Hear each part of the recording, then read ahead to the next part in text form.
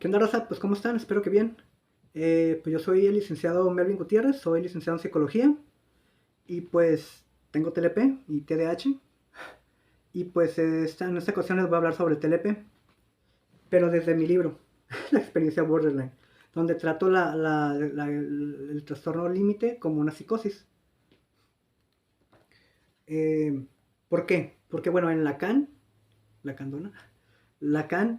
habla de la psicosis ordinaria como una forma particular, bueno, no Lacan, Jacques Alain Miller, pero es lacaniano. Bueno, era lacaniano que ya se murió.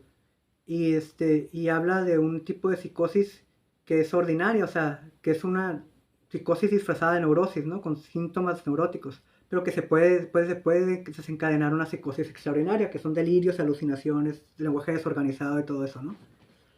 Y pues bueno, les voy a hablar un poquito del primer capítulo. Almas dolidas, una introducción global de la psicosis borderline. El Manual Estadístico y de Diagnóstico de las Enfermedades Mentales, DSM por sus siglas en inglés, y en su quinta edición, cataloga el trastorno límite de la personalidad o borderline dentro del clúster B de los trastornos de personalidad, o en otras palabras, de los dramáticos, emocionales y erráticos. Existe un patrón de inestabilidad en las relaciones interpersonales, en su autoimagen y en los afectos, además de una marcada impulsividad que inicia en la adultez temprana y se presenta en una variedad de contextos, como son los indicados por al menos 5 de los siguientes. 1. Esfuerzos desesperados para evitar el desamparo real o imaginado. Nota, no incluir el comportamiento suicida ni de automutilación que figuran en el criterio 5. 2. Patrón de relaciones interpersonales inestables e intensas que se caracterizan por una alternancia entre los extremos de idealización y de evaluación. 3. Alteración de la identidad, inestabilidad intensa y persistente de la autoimagen y del sentido del yo. Esto del sentido del yo se da por el mecanismo de defensa que se llama la escisión o splitting.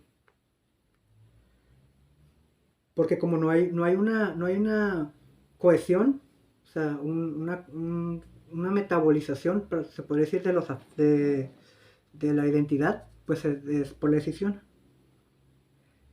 Impulsividad en dos o más áreas que son potencialmente autolesivas, por ejemplo, gastos, sexo, drogas, conducción temeraria, atracones alimentarios. Nota, no incluir el comportamiento suicida ni de automutilación que figuran en el criterio 5. 5. Comportamiento, actitud o amenazas recurrentes de suicidio o comportamiento de automutilación. El suicidio y la automutilación pues se pueden ver como síntomas psicóticos, de hecho, porque pues qué persona se quiere quitar la vida o se automutila, ¿no? Sin embargo, pues en la psicosis borderline lo que pasa es que a veces son intentos desesperados por dejar de sentir, por ejemplo. Lo que pasa mucho en las toxicomanías también. Inestabilidad afectiva debida a una reactividad notable del estado de ánimo. Por ejemplo, episodios intensos de disforia, irritabilidad o ansiedad que generalmente duran unas horas y rara vez más de unos días. Sensación crónica de vacío. Enfado inapropiado e intenso, o dificultad para controlar la ira. Por ejemplo, exhibición frecuente de genio, enfado constante, peleas físicas recurrentes. 9. Ideas paranoides transitorias relacionadas con el estrés o síntomas disociativos graves. Ese también puede ser un síntoma psicótico. Y sigo. La experiencia borderline es una combinación de caos, impulsividad, vacío crónico y la dispersión de la identidad, causado por lo que en psicoanálisis es catalogado como decisión, mecanismo utilizado en las etapas tempranas de la vida, de 0 a 1 año, y que al predominar en años tardíos se vuelve un gran problema, pues a diferencia del retorno de lo reprimido, hay lo que se llama un retorno de lo escindido, bajo experiencias vivenciadas como trauma, disfunción familiar, antipatía e invalidez de la imagen narcisista del infante para desarrollar la autonomía primaria, la cual consiste en habilidades utilizadas por el yo para mediar las exigencias del ello y el ambiente, desencadenando una autonomía secundaria, digamos, patológica y automática. El trastorno límite de la personalidad es uno de los trastornos con más prevalencia y concurrencia con otros trastornos de la personalidad, del ánimo y del neurodesarrollo como TDAH, por lo que es necesario delimitar los síntomas como se hizo anteriormente. Ahora voy a continuar con ah, con algo que es con un poco de sociología. Dice, el sistema patriarcal en el que vivimos ahora refuerza las patologías de la personalidad, como es el caso del desorden fronterizo, sumando una era catalogada por Gilles Lipovetsky como la era del vacío, siendo una segunda revolución individualista, donde se destacan la erosión de las identidades sociales y la desestabilización de las personalidades. El sociólogo francés destaca el hiperconsumo como una nueva forma de dopaje, en mis palabras, una nueva forma de identificarse con la nada, como en los desórdenes alimenticios y las toxicomanías, con lo que no genera, en términos psicoanalistas, la transferencia. Por ejemplo, un pipazo de marihuana o de cristal no se comparan con una persona que genera transferencia, que se desenvuelve con el otro a partir de sus experiencias y personalidad. Lo que antes se consideraba como lujos o necesidades sobrantes, ahora son consideradas, como estipula Recalcati, pseudofaltas, causadas por el consumismo de la era moderna y posmoderna, donde el hedonismo forma parte del conjunto de actores y actrices que representan esta obra de teatro denominada La Sociedad Anónima del Vacío. En palabras de Daniel Bell, la primera revolución que dio inicio al consumo hedonista comenzó de la siguiente manera.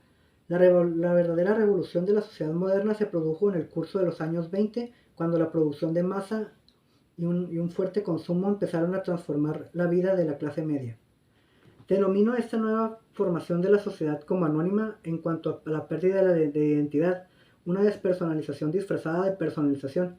Es decir, nos creemos más libres cuando estamos condenados por los bombardeos de los medios de comunicación, la constante exhibición de lo íntimo en redes sociales, con fines de reconocimiento y sensación de ser alguien. El consumismo y su anclaje con las nuevas patologías narcisistas, como lo son, en todo caso, los desórdenes limítrofes, las toxicomanías y los problemas alimenticios. Ya no estamos en tiempos del Edipo como representación mitológica de la patología mental, sino del narciso. La sociedad anónima del vacío es también una sociedad del antiamor, pues el postmodernismo trae consigo otras grietas de carácter social, como la importancia de lo materno y lo paterno, carcomido por las nuevas exigencias que una sociedad pragmática expulsa de sí, sobre todo las occidentales como Estados Unidos y México en parte. Descuido de los hijos por la necesidad del trabajo, tolerancia coercitiva a la frustración, es decir, voluntariamente a la fuerza y al neuroticismo. Ahora, introducción al amor y al antiamor. Estamos inmersos en una realidad social donde el amor se vuelve inútil al carecer de sentido, considerándosele incluso como un estorbo. Esta cualidad de inutilidad genera odio como respuesta defensiva innata ante el desamor, manifestándose en conductas como el rechazo y la invalidación tanto de los otros como de sí mismo.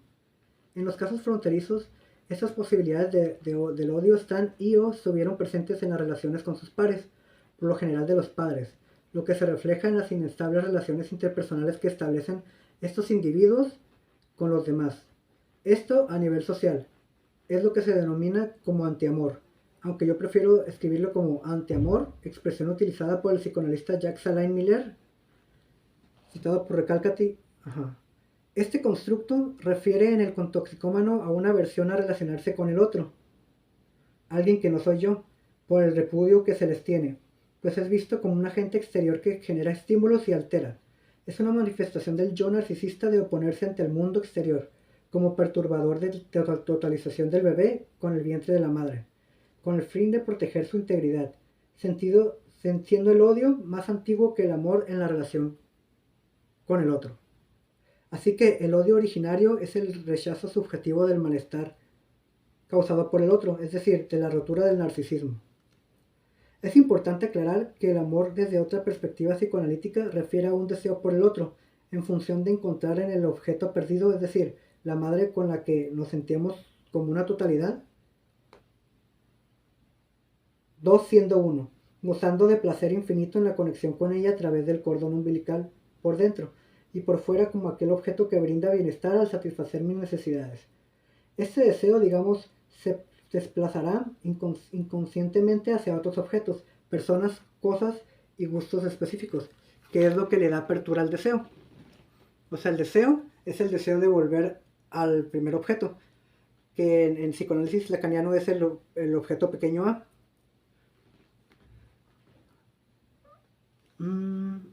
cosas y gustos específicos, lo que dará satisfacción temporalmente dicho deseo, pues aparecerá después con otro objeto como agente satisfactor.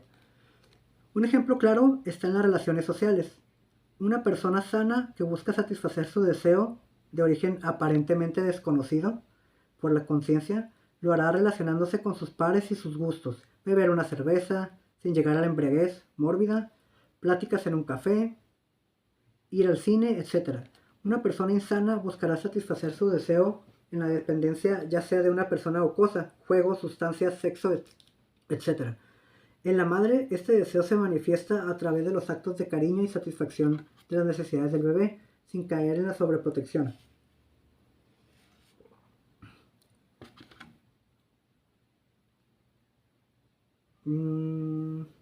Pues es necesario un mínimo de frustraciones. Por ejemplo, no darle de comer inmediatamente porque la madre está manejando, preparando el biberón, etc. Para lograr el reconocimiento de un otro que nos dará satisfacción siempre a lo que pido, es decir, a través del amor.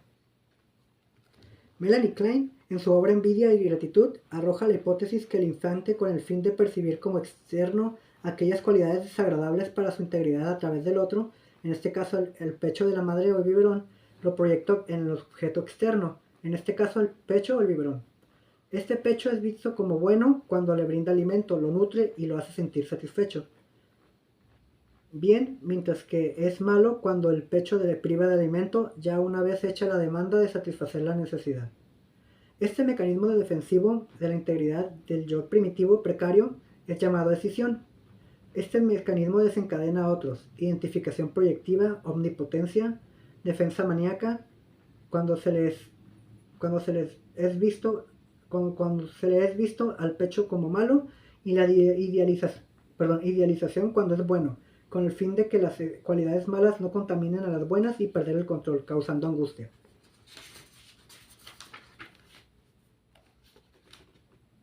La decisión está dentro de una elección del sujeto de actuar o bien posición, o sea, de actuar bien en la posición denominada esquizoparanoide, de la cual sigue la posición depresiva. En la primera, al ver el pecho como privativo de aquello que satisface al sujeto, la leche, genera el afecto de envidia, pues implica la destrucción del otro como aquel que contiene aquello que le nutre, que la hace sentir bien. En la segunda, se da la gratitud en respuesta a la satisfacción y al darse cuenta que este pecho no le privó para siempre del alimento, lo que le genera en él una necesidad de reparación del daño imaginario que éste le hizo al pecho. Este proceso le permitirá al bebé internalizar, proyectar y reinternalizar cada vez que se le dé o prive de alimento, hasta internalizar totalmente la parte buena, en donde el pecho bueno es admitido y llega a ser parte del yo, de modo que el niño que antes estaba dentro de la madre tiene ahora la madre dentro de sí. El amor en la relación madre-hija o madre-hijo también implica una realidad epigenética. La epigenética se refiere al estudio de los cambios en la función de los genes que son heredables por mitosis y homeosis, que no entrañan una modificación en la secuencia del ADN y que puede ser reversible. En otras palabras, estas disciplinas se centran en el estudio de la modificación de genes a partir de la interacción del organismo con el ambiente. Se han realizado varios experimentos con ratas donde han encontrado una relación con los cuidados de la madre y sus crías y un impacto en la regulación del estrés. Además, han encontrado relación entre el maltrato hacia la madre o depresión y falta de regulación del estrés de sus hijos, habiendo alteraciones en el eje hipotalámico hipofisiario adrenal, o HHA. Otras investigaciones encuentran alteraciones en los genes responsables del transporte de serotonina, neurotransmisor que participa en la regulación sexual, la masticación, la respiración, la ansiedad, tensión, conductas suicidas, etc. Autores como Richard Depew han propuesto una relación entre factores de la personalidad con variables epigenéticas. Uno sería el neuroticismo, que se relaciona con 3 sistemas biológicos: el sistema de liberación de corticotropina, el sistema serotoninérgico con sus polimorfismos en el transportador de serotonina y el sistema glucocorticoide. Se ha visto que en ratas con altos cuidados maternales presentan un cambio neurobiológico en cascada en el hipocampo que incluye mayor transmisión de serotonina, aumento en la acetilación de histonas y aumento en la expresión del gen receptor glucocorticoide y activación de factores neurotróficos que facilitarán la sinaptogénesis en el hipocampo, que junto con la corteza prefrontal, si se afectan ambas áreas, pueden provocar alteración en la conducta y en la forma de decisiones, así como la incapacidad para formar conductas adaptativas frente a situaciones percibidas como desfavorables.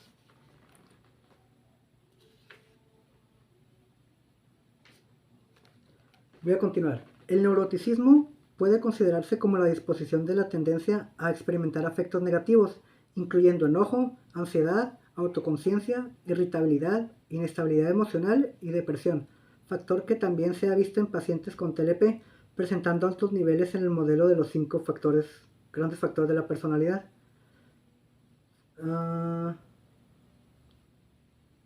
Samuel y Whittaker y Southman y Page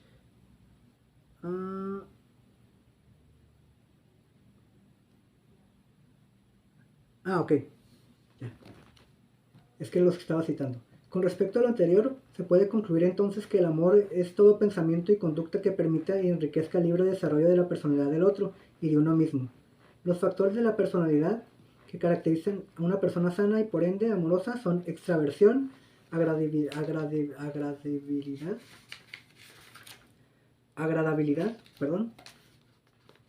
empatía, conciencia, seguridad, conformidad y aperturas a la experiencia. El antiamor y la clínica del vacío. Si antes el psicoanálisis se centraba en la falta del objeto perdido de la cosa unificadora, es decir, la madre, como origen del síntoma neurótico, los síntomas tienen ahora como referencia central la angustia, pues no es un vacío que crea la falta como origen del deseo, no aparece en relación al otro a través del movimiento de apertura de dicho deseo, sino que se hipostatiza, se vuelve sustancia, se le da un valor físico a lo abstracto e intangible, y se aleja del deseo, haciendo dar cuenta de una inconsistencia narcisista del sujeto, donde prevalecerá el goce a cargo de la satisfacción directa de las pulsiones de vida y muerte, para evitar la angustia de no ser, de identificarse con la nada. Esta es una figura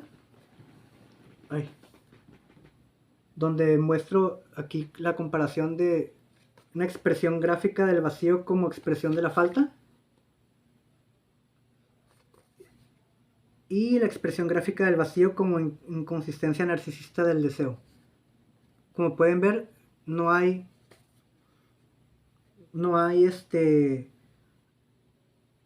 hay un síntoma ligado directamente al sujeto herido narcisísticamente. Y aquí hay un sujeto y un vacío apertura del deseo. Y aquí hay deseo y síntoma como satisfacción inconsciente del deseo. En las personalidades fronterizas puede apreciarse que predomina la falta en el control de impulsos que conllevan a conductas de riesgo como el coito sin protección, consumo de sustancias, compras desmedidas y manejar el auto con una velocidad fuera de límite. Estas acciones son una medida de reducción inmediata de la angustia generada por el sentimiento crónico de vacío que experimentan, desembocando otros problemas como infecciones de transmisión sexual, drogodependencia, que a su vez provocan otros problemas como la intensificación de los síntomas limítrofes o una psicosis concurrente, deudas o falta de dinero para las necesidades básicas y servicios públicos, lo que genera aún más frustración. Massimo Recalcati cataloga nuevos síntomas como aquellos pertenecientes a la clínica del vacío, donde el análisis bajo la dicotomía neurosis-psicosis y la declinación del síntoma no puede reducirse al esquema clásico del retorno metafórico de lo reprimido.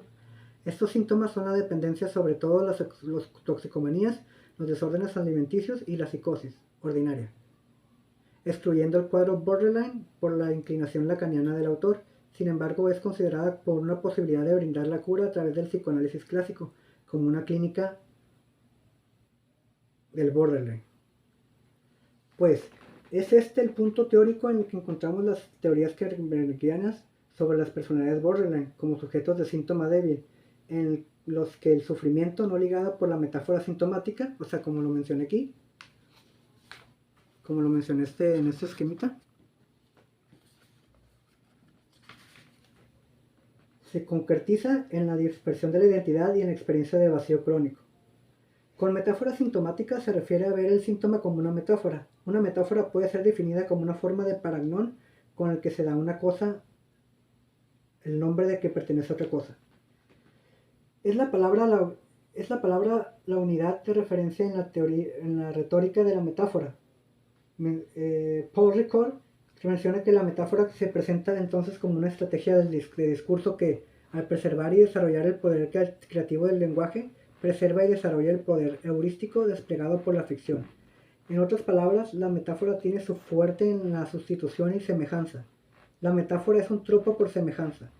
Entonces, hablando del sufrimiento no ligado a una metáfora sintomática, refiere a que no está hecho palabra, no está articulado, no hay síntoma como un cumplimiento del deseo por parte del inconsciente, el cual se puede descifrar a partir de la palabra, descubrir en la interpretación psicoanalítica la cura de los síntomas al hacer consciente lo inconsciente.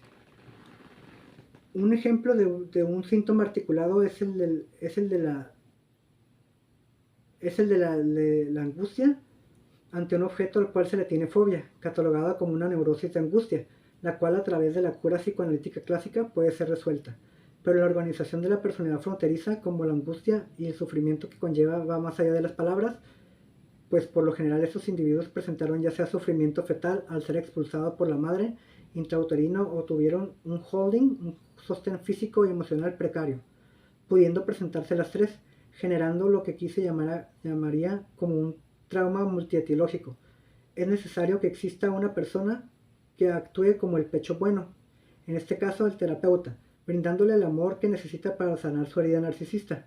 Aquel que le diga a través de las técnicas de intervención: hey, por fin estoy aquí, he venido a revivirte, la madre buena, sin dejar de tomar en cuenta la concepción que en este ensayo se tiene del amor. Entonces, el antiamor es definido como toda acción o pensamiento que odia libre el desarrollo de la personalidad del otro y de uno mismo, como por ejemplo el dominio y el control. Es por eso que se puede hipotetizar que el patriarcado es símbolo del antiamor. A lo que respecta a las relaciones sociales y el convivir con la madre en el criterio diagnóstico del DSM-5, para el trastorno límite de la personalidad, se nota un patrón constante de inestabilidad en las relaciones interpersonales, alternando entre la idealización y la devaluación, tanto de los demás como de uno mismo. Esto se debe a una internalización del pecho malo por parte del sujeto, lo que no le permite un sentido de falta de cohesión tanto en la percepción que tiene de los demás como de sí mismo, pues se protege a través del mecanismo de la decisión, como expresión de un falso self. Carece de los cuidados propiamente de una madre suficientemente buena y en palabras de Winnicott, por lo que la clínica del falso self y por ende de las organizaciones de la personalidad borderline es también en este caso una clínica del vacío, pues es importante destacar que síntomas como los desórdenes alimenticios, psicosis y toxicomanías, psicosis ordinarias, ocurren generalmente en algunos individuos con organización de la personalidad fronteriza, teniendo estas en común el vacío como falla en la constitución del ser, aunque Recalcati no lo incluye en su obra por su inclinación a la teoría lacaniana, donde este desorden de personalidad para Jacques Lacan no tiene carta de naturaleza.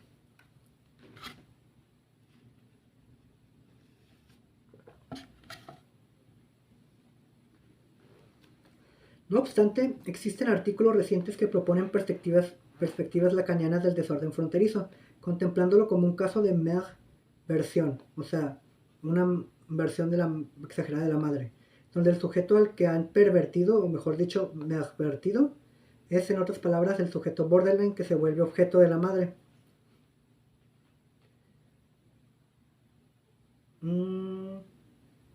O bien la hipótesis de que el objeto A, objeto perdido causa del deseo, no está separado de la imagen especular, tomada de la imagen unificada del cuerpo, que forma la base del yo, siendo el yo ideal de las demandas de la madre, el yo in toto, o sea, totalidad, y LeBron, citado por White 2019, menciona que lo borderline recae en lo maternal, lo toma como única referencia. La madre usa al niño como protección ante una pérdida, no ante una falta, convirtiendo al hijo en su objeto de deseo, y no como el falo simbólico que le hace falta a la mujer, simbólicamente. porque en el sentido real a la mujer no le hace falta nada, es obvio. Como puede apreciarse, no hay intervención del nombre del padre real, pero sí del simbólico. Existe una forclusión del primero y no del segundo, es decir, está presente pero es inoperable, porque el padre real no establece límites.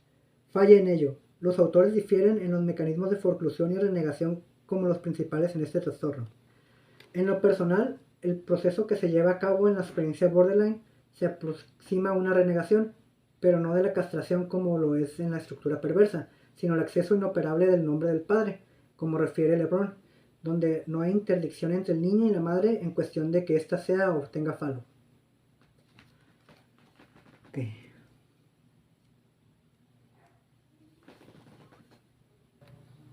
Ahora bien, ¿qué es el nombre del padre? El nombre del padre es un significante que viene a sustituir el significante del deseo de la madre. Ahorita les voy a mostrar lo que es la metáfora paterna.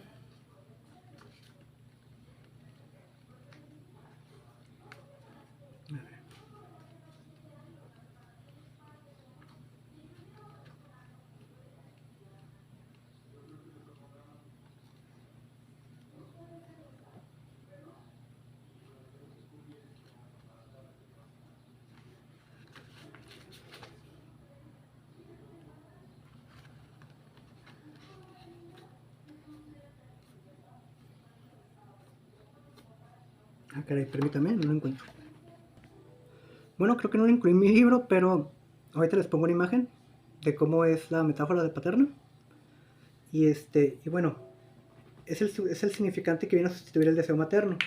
Y que es por exclusión, o sea, que se tachan los dos significantes del deseo de la madre. Y en forma de operación, una multiplicación, se va a sustituir el deseo de la madre por el nombre del padre. Y eso es lo que viene en los 3 tiempos del Edipo.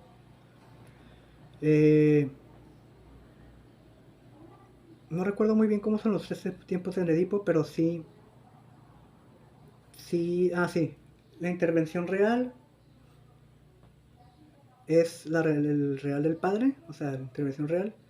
Y la intervención simbólica, que es como cuando el niño o niña empieza a reconocer al padre como su otra figura, ¿no? Como dos. Ya no es uno, son dos.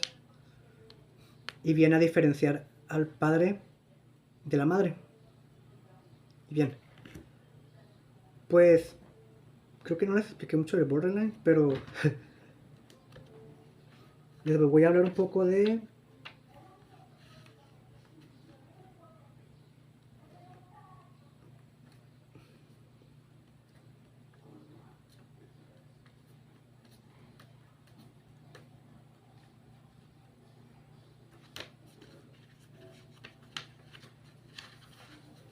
de decisión, trauma y apego.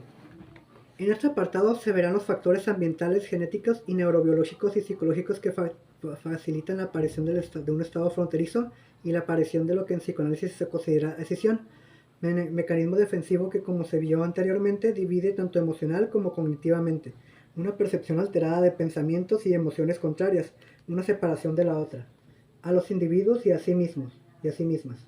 Empezando con lo psicológico, Otto Kernberg, a diferencia de Lacan, considera el TLP como una cuarta estructura de la personalidad, como mecanismos específicos de defensa y síntomas que se verán a continuación, siendo también una clínica del vacío. Yo puse aquí a Kernberg por lo rico que son los síntomas, o sea, lo rico del contenido de síntomas. Sin embargo, pues como mi postura es lacaniana, no dejo de decir que es una psicosis ordinaria, una psicosis disfrazada de neurosis. Y pues bueno, en su obra Desórdenes fronterizos y narcisismo patológico, Kernberg brinda un diagnóstico presuntivo de una organización borderline de la personalidad, donde se presentan las siguientes categorías sintomáticas: ansiedad crónica, difusa, libre y flotante; neurosis polisintomática, fobias múltiples como sonrojarse en público, ser vista por los demás; síntomas obsesivos compulsivos que se vuelven egosintónicos, o sea, que se vuelven ¿cómo se dice? Pues sintonizan con el yo, con el ego. reacciones disociativas, estados de penumbra, fugas histéricas y amnesias asociadas con la perturbación de la conciencia, hipocondría exagerada, preocupación por la salud y temor crónico a la enfermedad, tendencias paranoides e hipocondriacas junto con una neurosis sintomática, tendencias sexuales perverso-polimorfas, sadomasoquismo, coprofilia, escoptofilia, neurosis impulsiva y adicciones, impulso destinado a gratificar necesidades instintivas que fuera de los episodios son egosintónicos como el alcoholismo, las drogadicciones u obsesiones psicógenas y cleptomanías. Las clásicas estructuras persicóticas de la personalidad: personalidad paranoide, personalidad esquizoide, personalidad hipomaníaca y organización ciclotímica de la personalidad con fuentes tendencias hipomaníacas. Desorden caracterológico de nivel inferior, caos e impulsividad. En el análisis estructural del yo se encuentran los siguientes puntos: la habilidad yoica, intolerancia a la ansiedad, falta de control de impulsos, insuficiente desarrollo en los canales de sublimación. Sublimación es cuando canalizas tu deseo o tu dolencia con algo más productivo. Desviación hacia el pensamiento de proceso primario, o sea, pensamiento dicotómico, falta de integración cognitiva.